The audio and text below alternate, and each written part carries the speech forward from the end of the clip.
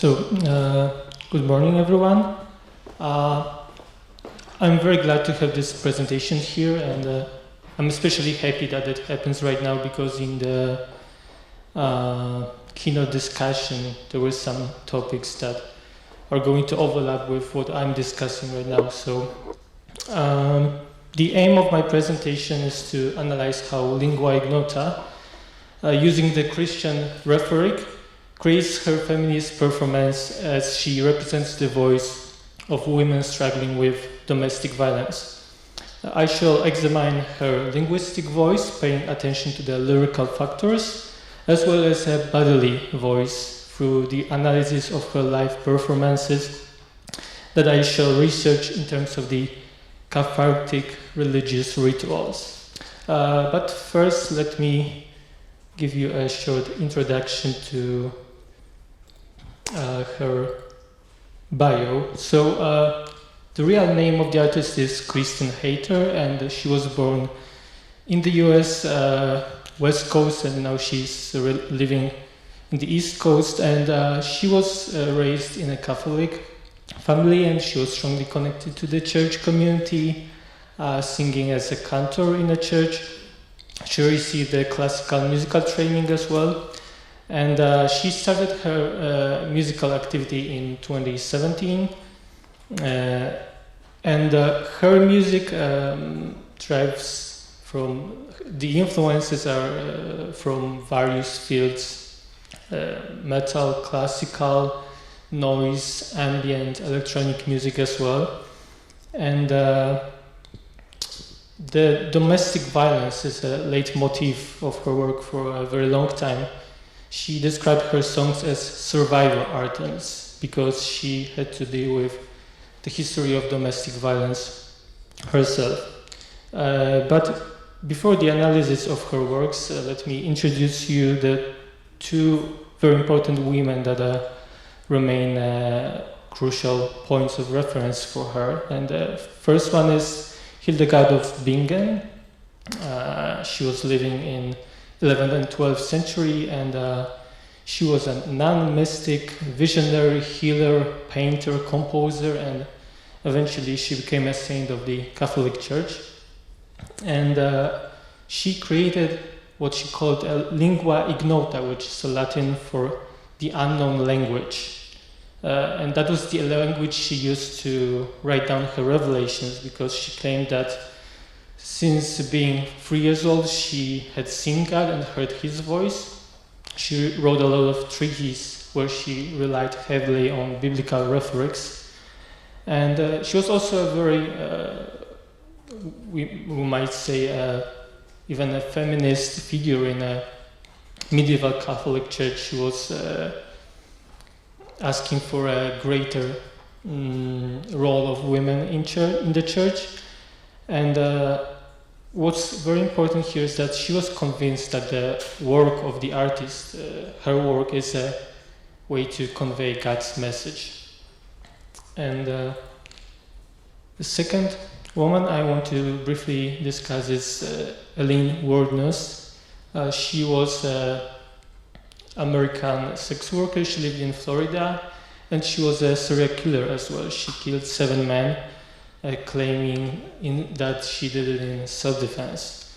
But nevertheless, she was convinced, she was convicted, and she received a lethal injection. What's important here is also that she was a very religious person, and in prison she expressed the belief that after death she's going to meet God. So,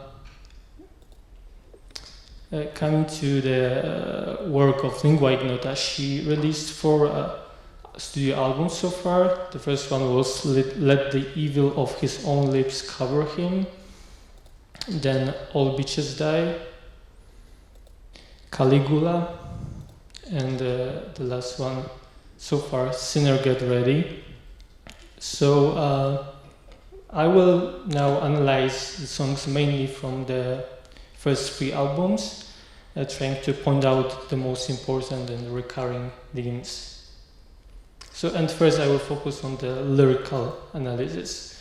So the first song is that he may not rise again, and it is based on the medieval song Stabat Mater Dolorosa that describes the suffering of Virgin Mary as she is watching her son die on the cross. So she is focusing here on the figure of a suffering and helpless woman. And the phrase, "Deliver me, O Lord, from the violent man," represents the way she's asking for God's protection against the male violence. And that is taken from the Psalm 140. And the phrase, "Let the evil of his own lips cover him, let burning coals fall upon him," is a way of asking God to curse this violent man. And the next one is "All Bitches Die." And again, we have a very important reference at the beginning of the song. The first part comes from the traditional Appalachian song, "Sinner, you better get ready." And again, a biblical reference in the phrase, "Won't be the water, be the fire next time." So it's a reference to Genesis, where they said that there won't be a flood anymore. So this time in this vision, the world will be destroyed not by water but by fire. And later on she focuses on how it is impossible to escape from this oppression. "You can't run, I'll find you, I'll bind your feet to hell and drag you down." And we can see that this oppressor is somehow related to her, because she's addressing him as "dear." "Please, my dear, don't kill me here. I'm unprepared to die. I never spoke the word." And it is also bounded to the conviction that the violence is some kind of punishment. This phrase, "I never spoke another word." And finally, we can focus on this vulgar depiction of women that refers to the language that legitimizes the oppression. In the male optic, this violence is well-deserved. In "Holy is the name of my ruthless acts," she begins the song with a sample from Ellen Warner's testimony, where she talks about killing one of the men that wanted to rape and murder her.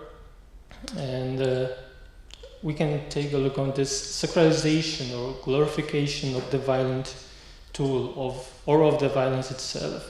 "Holy is the name of the sipping gash. Holy is the name of my ruthless acts." And finally, quote, "All my rapists lay beside me, all my rapists still and grey," end quote. And we can assume that this "still and grey" means that they are just dead, killed by the revenge of the victim. And the last example, "Do you doubt me, traitor?" is centered around these repetitive phrases.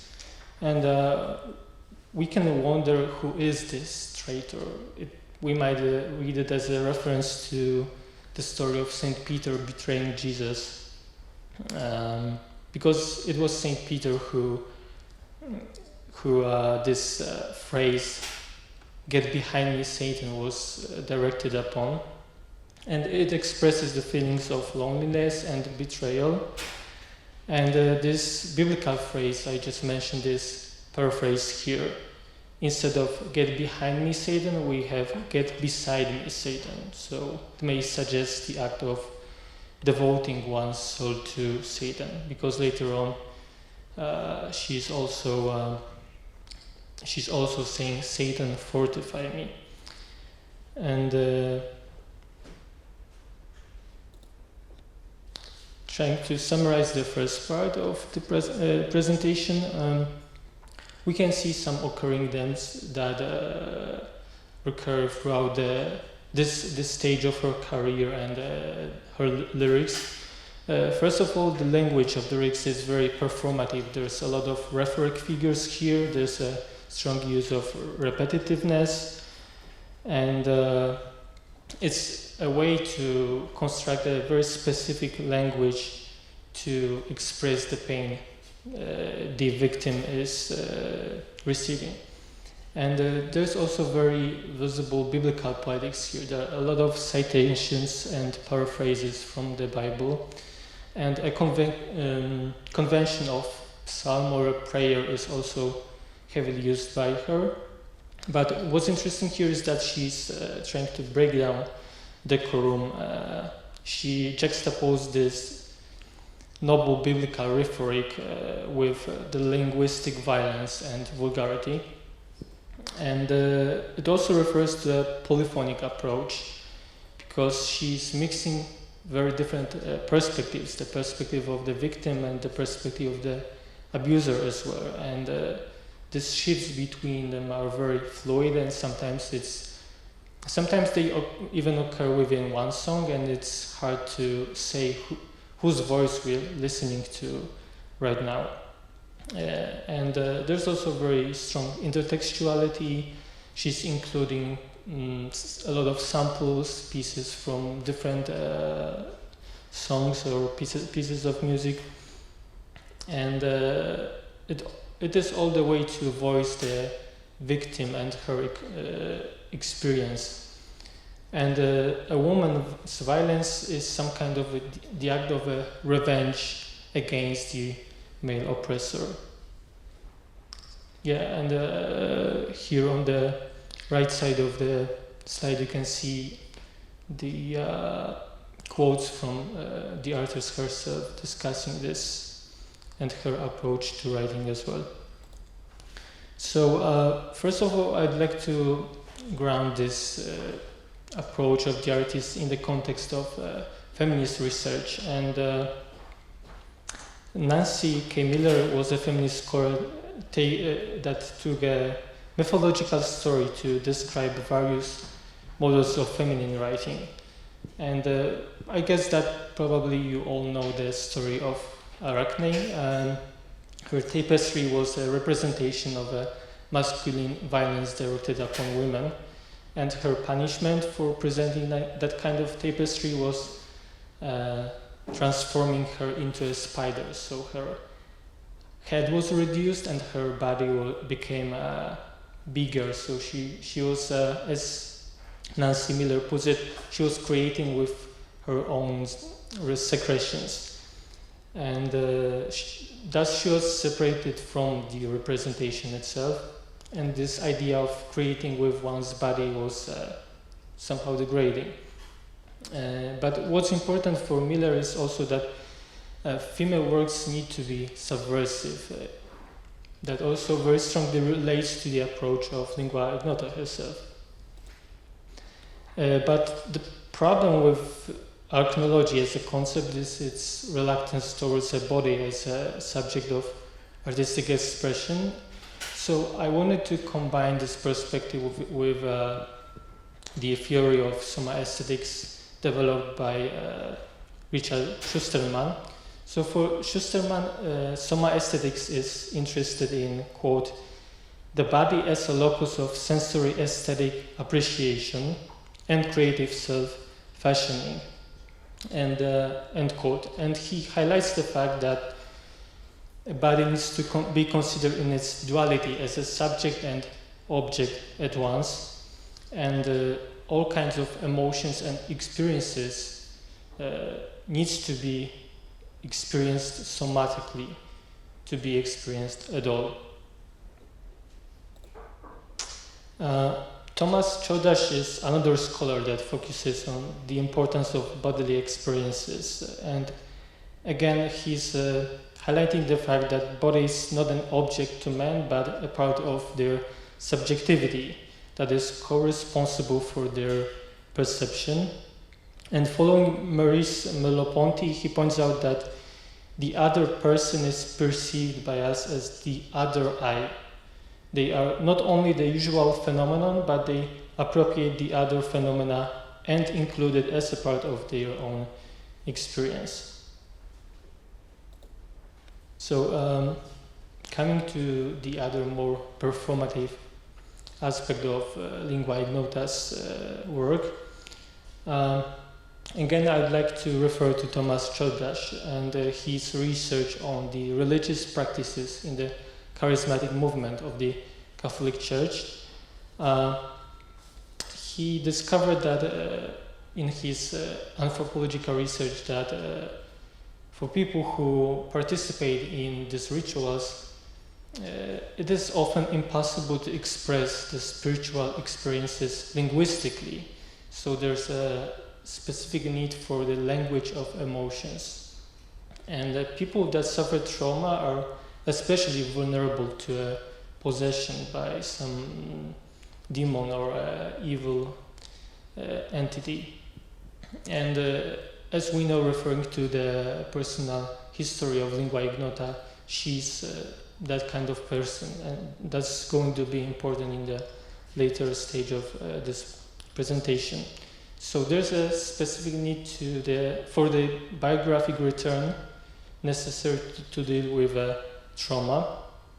And if some kind of demonic crisis, as Czodasz puts it, occurs, it's always in a public space, because he's highlighting the fact that, quote, the healing system is the social system, end quote.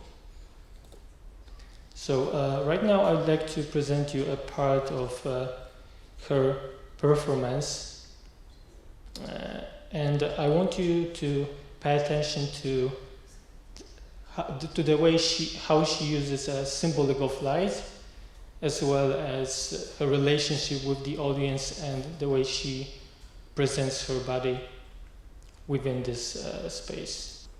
How can you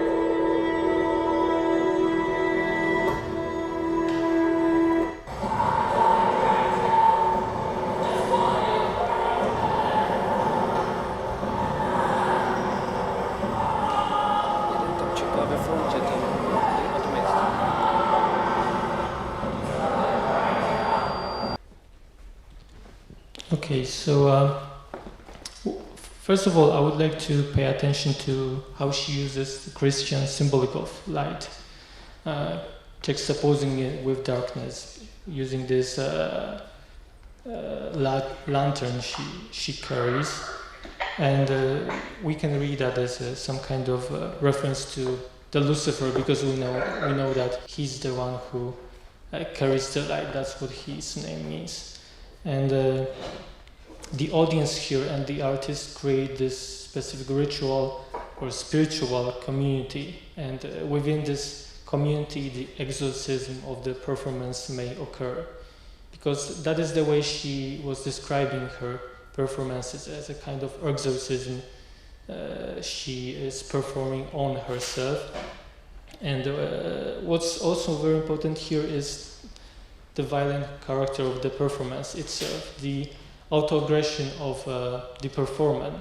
In the interviews, she often talks about how she scratches her body during the performance, how bulbs are breaking on her. So it's very violent, but the violence is not only directed to herself but to the audience as well, because she's making the audience interact with her as she's walking around them, and screaming very, very violent and personal phrases. So within the performance, she's the beast, she's the possessed, and the exorcist simultaneously. Okay, and to sum up the discussion, I would like to point out the following important elements of her artistic creation. First of all, she's focusing on reclaiming voices and visibility for the victims of masculine violence. And by doing so, she's also challenging the paradigm of masculine extreme music in a very experimental way, both in terms of her performance and in terms of her musical and sonic aspects of it. And the language she uses is a very performative in a way that she's trying to come up with the language of emotion using Christian rhetoric in the feminist context, and also rephrasing it. And this artistic violence can have some kind of cathartic and transformative potential as well. So sorry for these technical issues, and thank you very much. I would be more than happy to answer your questions if you have any.